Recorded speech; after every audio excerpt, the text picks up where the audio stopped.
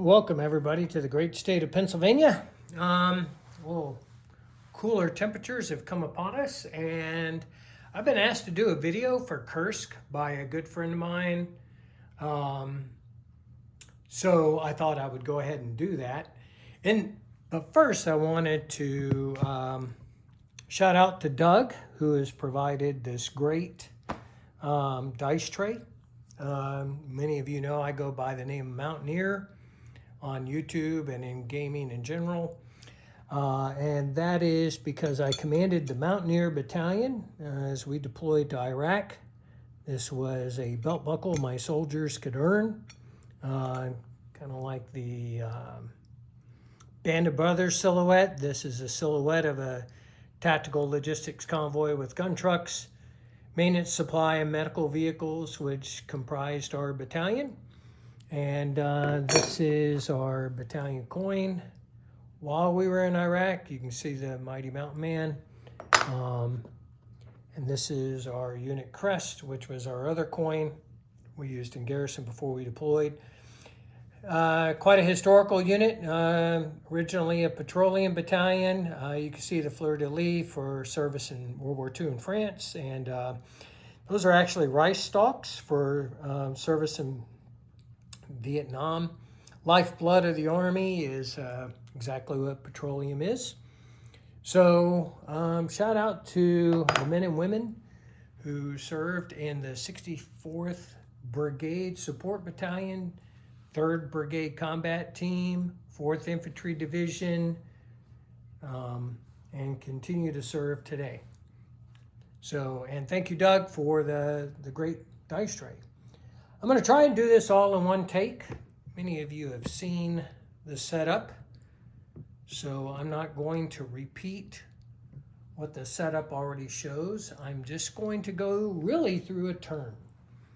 So after setting up, which was not a lot of work, takes a few minutes compared to your Global 36 game or Global 14 game.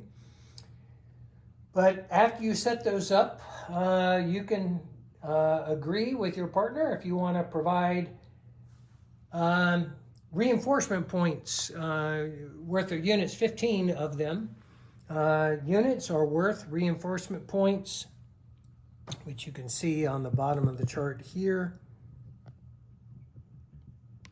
And on the along this column. So an infantry is 4 reinforcement points, mechanized is 4, and so on. So for example, if the Soviets chose to get self-propelled artillery and 2 infantry, that's a total of 15 reinforcement points. They could place those anywhere on the map.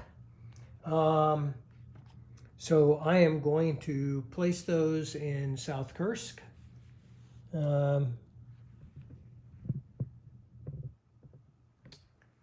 Out here, and I should have got my pointer. And the Germans are going to place a self-propelled artillery here in Tomarovka, along with one of the mechanized infantry, and the other mechanized infantry is going to go to the west in Boromia. And it is from Tomarovka to the Prokhorovka defense that I'm going to show my turn. So I have my units that I just placed, and the rest of them are already on the setup chart. My little demolition vehicle I forgot to place, but here's my self-propelled artillery. And so the next thing you would do after placing your bonus units is if you are on turn 2 or later, you would determine whether or not to commit the step front, which is shown there in the rear. The step front can deploy between turn 2 and turn 6, kind of a roll of the dice. Obviously, the Germans will like it to be later. The sooner it is, though, the more the Soviets have to expend supply to get that deployed. So that can be pretty rough. The next thing you would do, though, in a regular turn, especially on turn 1, is determine if you're going to expend supply. Now, the Germans have to expend supply for both fronts. So from the north and from the south. Let me grab my pointer. And 16 supply may sound like a lot, but it's not. So you have this airfield down here in the south. You have an airfield up here in Bryansk. And the Soviets have all their supplies here in Kursk, along with their airfield, which I just put off to the side. These are also great markers, help declutter your map. So I am expending one supply from the north and from the south as if I was going to do those attacks, and the Soviets will too. So I just laid those on top, pull those right off. And what that allows me to do is to employ aircraft. It allows me to conduct offensive maneuvers. Again, you got to be careful. You're going to need more supply. I believe that these smaller operational games should include supply as part of their game.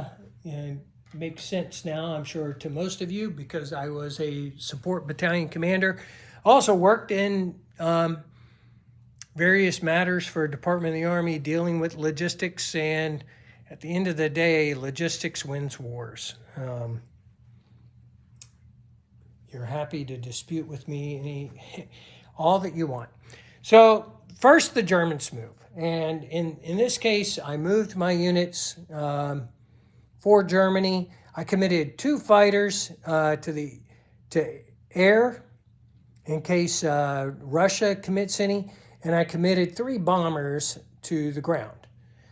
So the Russians, in their move, committed 2 aircraft out of Kursk for anti-air, bombers to ground, and 2 fighters to ground.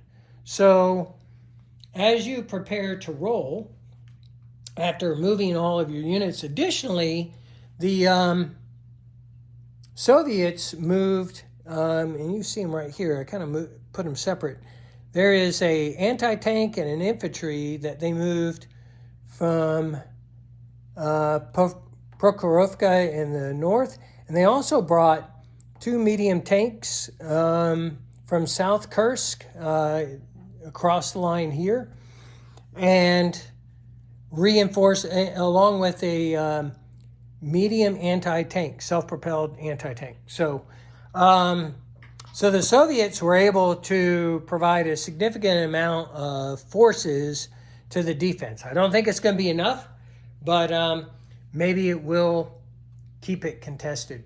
Now, in the Prokhorovka defense, you see 2 green lines. Those provide a +1 to the defender each. It's cumulative for the defender, and that is pretty significant. Additionally, there is a river there, but it turns up to the north. So the river in this particular spot is not going to provide any additional defensive. And of course, just like Global 36, rivers would only provide you that +1 on the first time that you cross it. The +1 for the defensive line can be negated by this nice demolition vehicle, which has no attack value, but the Germans, it was a remote control vehicle, often used with the heavy anti-tank, the Ferdinands, and so it is going to negate one of the green lines. But because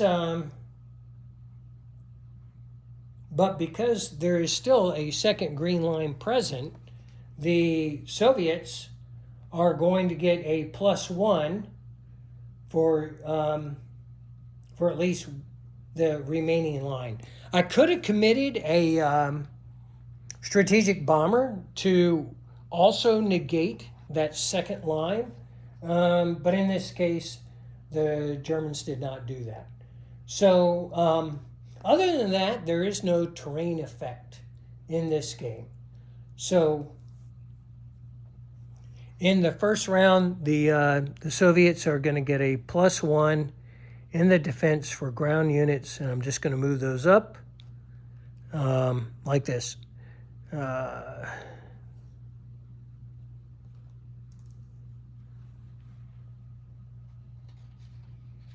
I'm just making sure that I don't miss anything, because as much as I work on these games, I work on several things. So this is not the only item that I'm working on, and sometimes I just look back over my own rules to make sure that I haven't missed anything.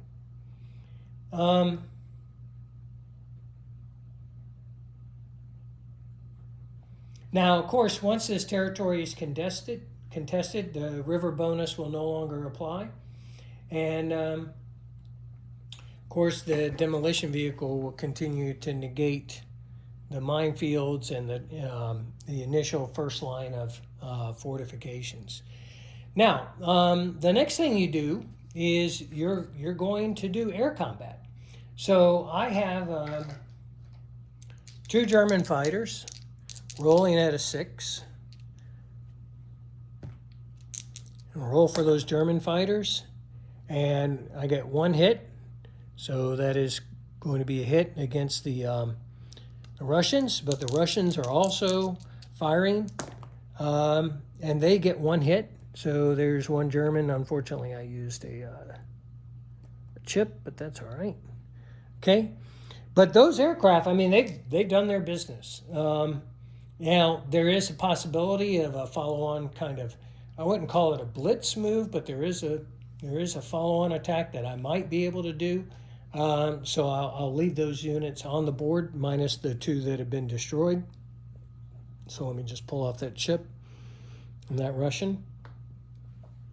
Additionally, I have my anti-aircraft fire. So I'm going to roll for my anti-aircraft, and my anti-aircraft rolls at a 5.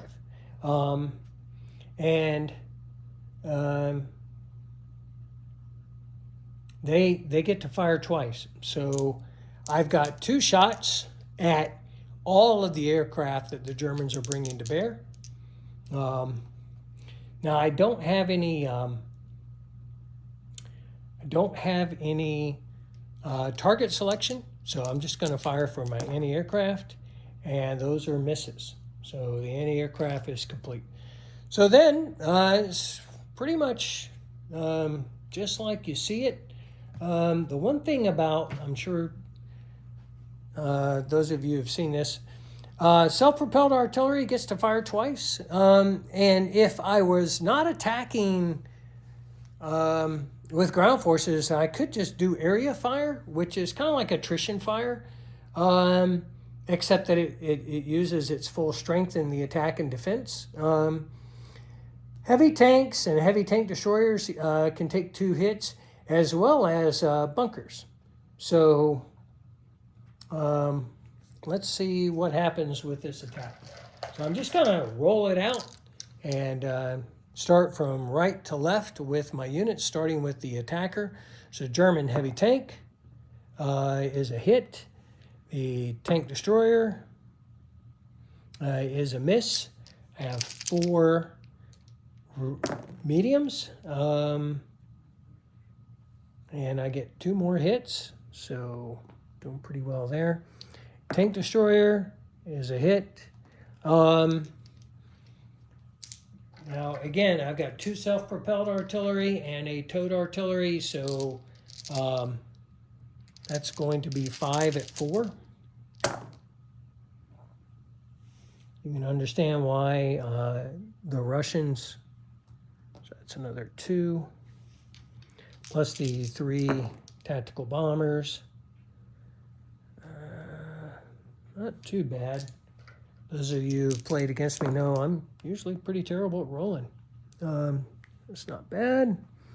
And then 6 infantry. 2, 4, 6. I try to attack with infantry in pairs because 50% return to duty, and I'll show you what I mean by that. So 1 hit. All right. So pretty rough. Let's see what we've got. We've got 2 medium armor. Not too good. 2 bunkers. All right. And the tank destroyer didn't do much for me. I've got 2 medium bombers. Notice they didn't go up because they're not ground units in defense, but the artillery does. No joy there. 2 tactical bombers. All right, 1. And the mechanized, nope. And then 1, 2, 3, 4, 5 between the anti-tank and the infantry. Ooh, no joy. This is not a good Russian day. And then 2 fighters in ground mode. 1. So, just like we play normally, the person who's taking the hits can determine what they're going to take. So with 6 infantry, I'm going to lose, and again, no target selection in this game. So 1, 2, 3, 4, 5. So I'm going to take 4 of my hits with the infantry, and I'm gonna swap that out.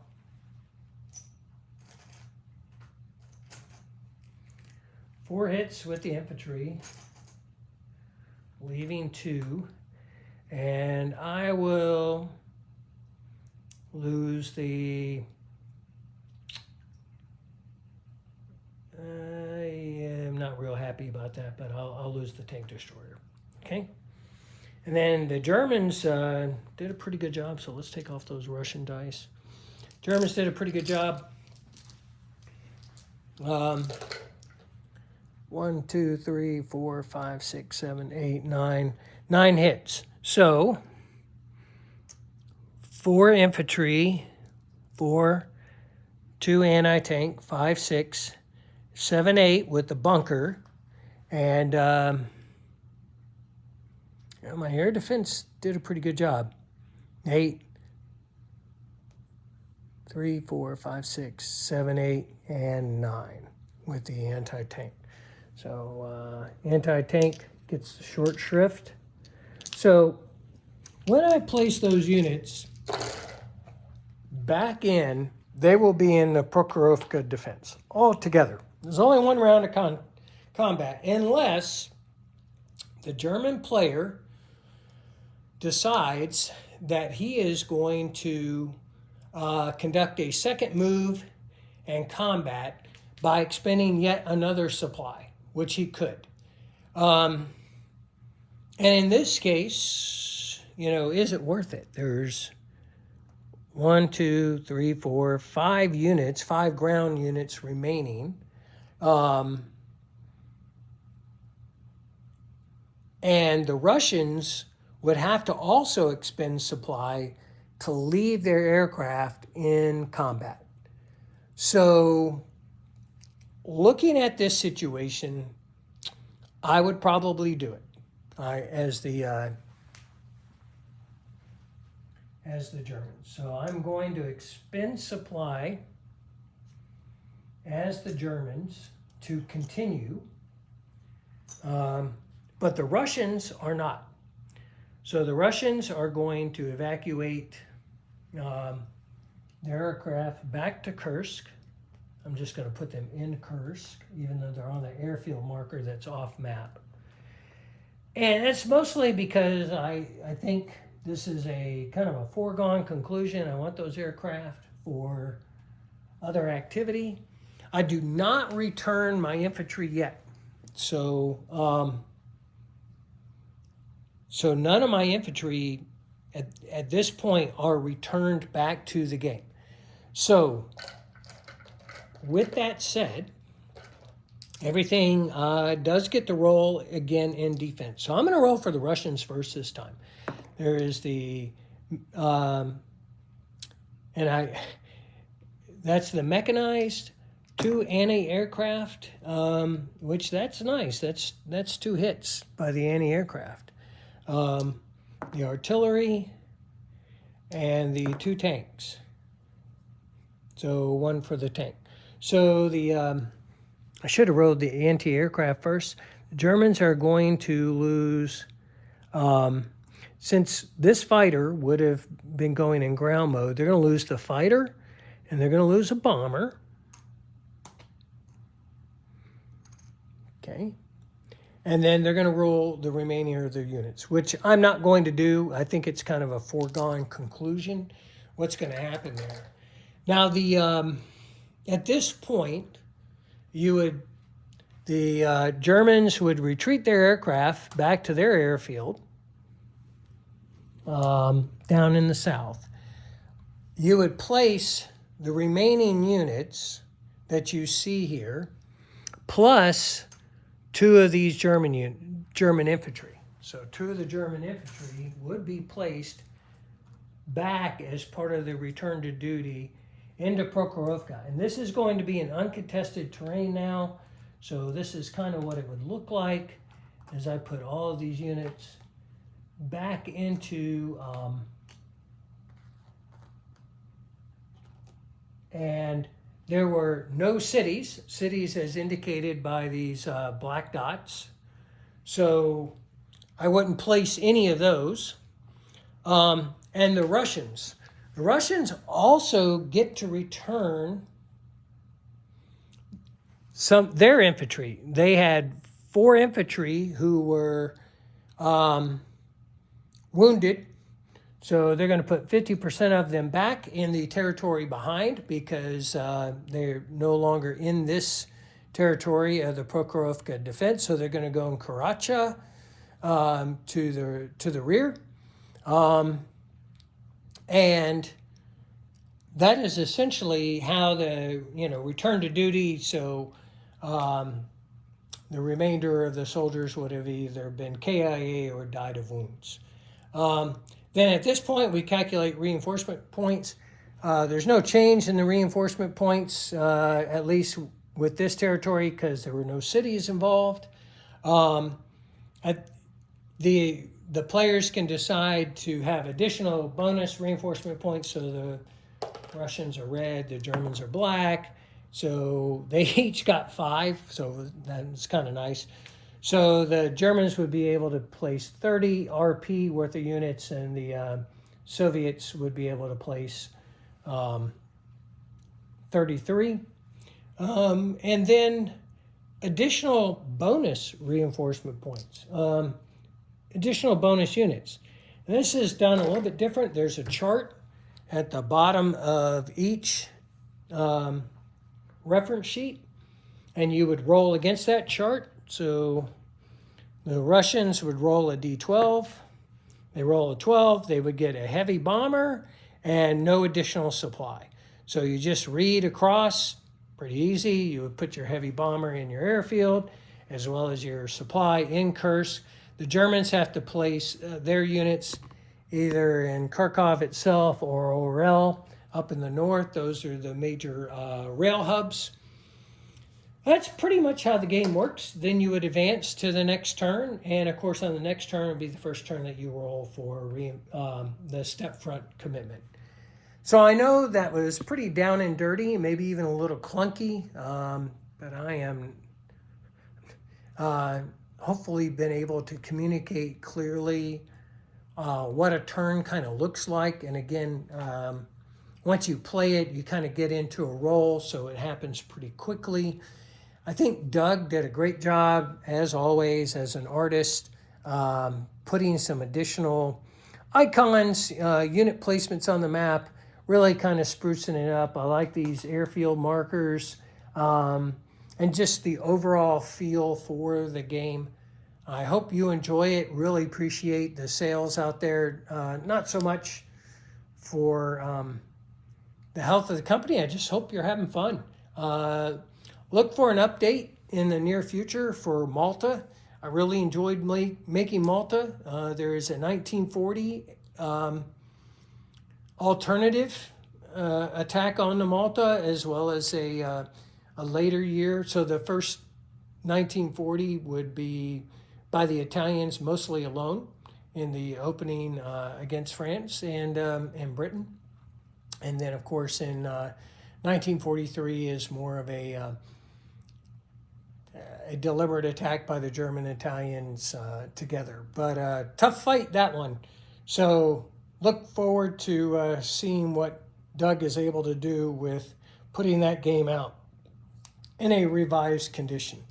Hope you have a great night. Sorry that the video was so long. And see you around the game table.